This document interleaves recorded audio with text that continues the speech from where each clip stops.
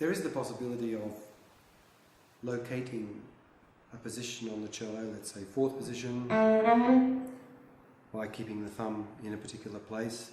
Makes quite a lot of sense with fourth position in a way, because there's this delicious curve in the neck that helps my fingers to know exactly where to play. But in the lower positions where we usually start out learning the instrument, there is no curve of the neck, and the idea of putting the thumb in a right place for first position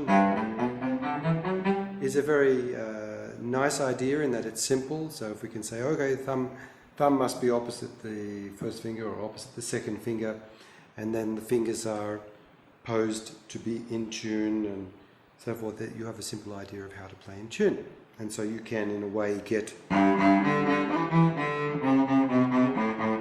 And it might sound slower, just that poor, and it tends to lead to a left hand that's very uncomfortable, especially if it's not as cleverly posed in one position as this one is. But it's true also that no self-respecting advanced cellist plays the cello this way.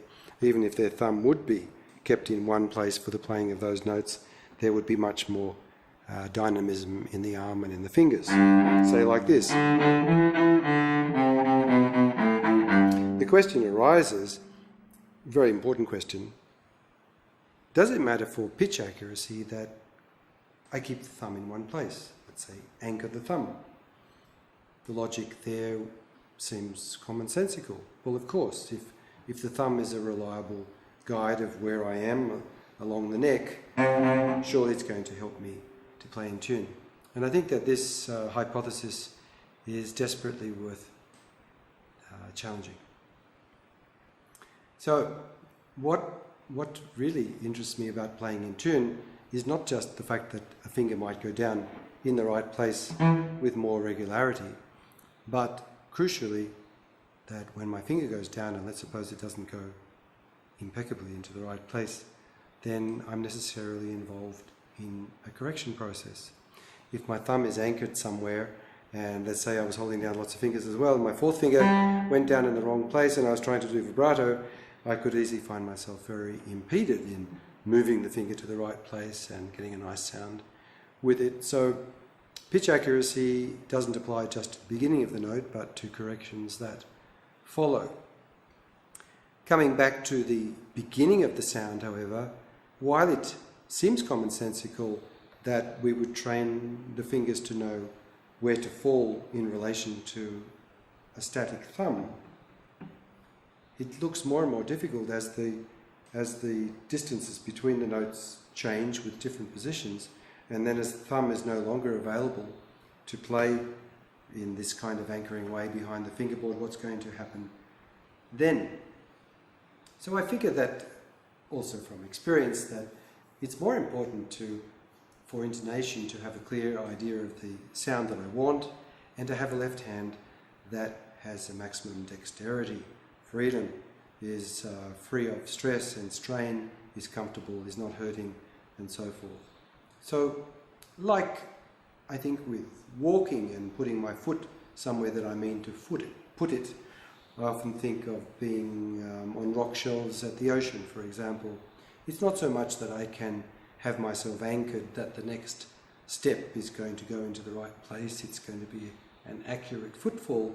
It's more about what I see as my footfall and my ability to direct my foot to that particular place. In the case of left-hand technique, it's not really about eye-finger coordination, it's about ear, the anticipation of the sound, and the learning of the distance that a sound involves. Like, for example, here is a B.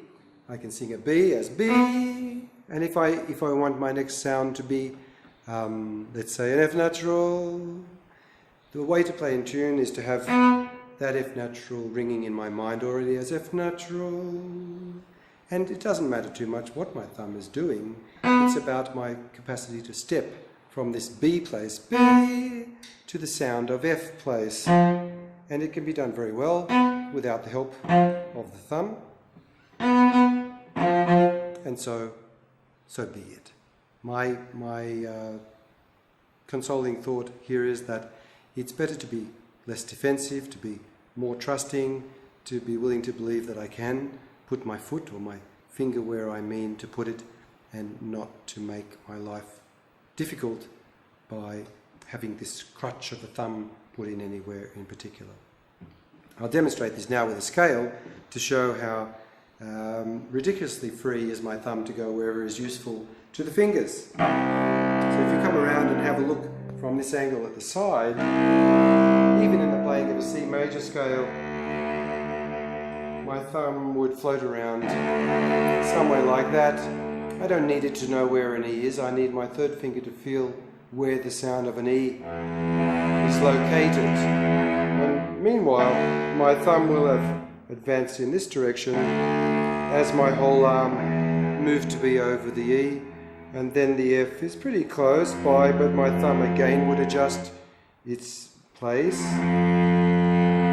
whether or not it was pressing, and so on. And if I was playing a scale with a backward extension, and I wanted to do the extension in fast playing, then maybe my thumb would find momentarily the one place, but in singing playing, I would go back to half position and then transit to a second finger and then to a fourth finger, and my thumb is really constantly mobile and with no loss of percentages of accuracy.